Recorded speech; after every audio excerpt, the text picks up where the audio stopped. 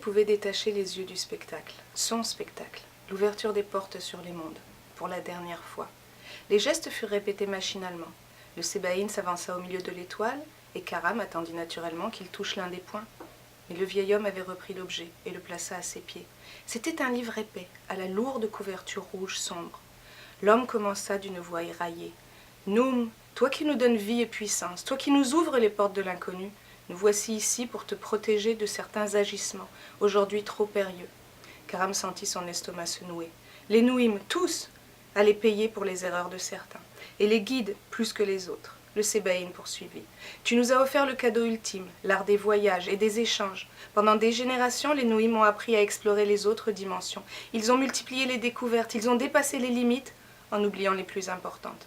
Le respect des autres et la prudence. Aujourd'hui, nous sommes en danger. Chez nous, où les hommes se font la guerre pour contrôler cet art et s'approprier des richesses inutiles, et plus loin encore. En multipliant les explorations, nous frôlons des mondes incompatibles avec notre nature. » Le Sébaïne s'était tu. Seules les notes cristallines résonnaient dans la salle. Le vieil homme recula vers le trône, puis tendit les mains.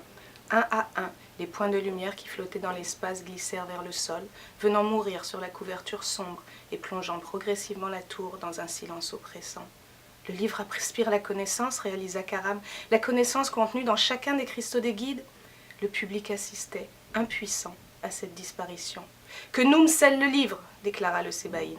L'ouvrage sembla alors s'allumer de l'intérieur. Sa couverture s'embrasa. On entendit des crépitements, puis les dernières lueurs s'éteignèrent lentement, et Karam réalisa que la couverture, lisse quelques instants auparavant, était maintenant gravée de nombreuses arabesques, et surtout d'un polygone en son centre. Un cristal, songea Karam? Non, c'était impossible. Aucun cristal Nouïm n'était assez grand pour occuper tout cet espace.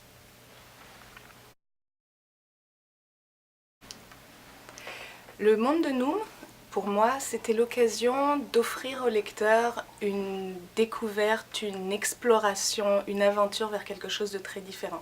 C'est du fantasy, mais c'était volontairement un livre de fantasy beaucoup plus poétique et beaucoup moins classique que des grands romans qui se tournent autour des chevaliers, des orques ou des choses. Donc la volonté pour moi, c'était de plonger le lecteur dans un univers complètement différent, une société recomposée de toutes pièces avec ses traditions, son monde, sa faune, sa flore, et surtout à travers l'aventure, à travers le suspense, à travers la surprise, de passer des messages qui sont importants pour moi et en particulier pour des adolescents comme moi j'ai personnellement 2 adolescents, l'idée de transmettre au lecteur la force du message de dire ce qui vous passionne, ce qui vous anime, ce qui vous éveille, c'est en fait ce que vous pouvez offrir à la société. Donc sur Noum, les habitants de Noum possèdent un cristal que la planète leur a elle-même remis particulièrement. Et ce cristal va leur permettre de découvrir ce qui les rend heureux, de découvrir ce qui est leur passion, leur raison d'être, et les amener à apporter ce rôle, cette passion au service de la planète, au service de la société. Donc c'était le premier message que je voulais passer. Et le deuxième, c'était de dire, dans la société dans laquelle on vit, et dans celle de Noum, la survie d'une planète passe par la survie des êtres humains, et donc se battre pour sa planète, c'est aussi se battre pour la survie de la race qui l'habite. Donc voilà, c'était ma participation à ce petit message.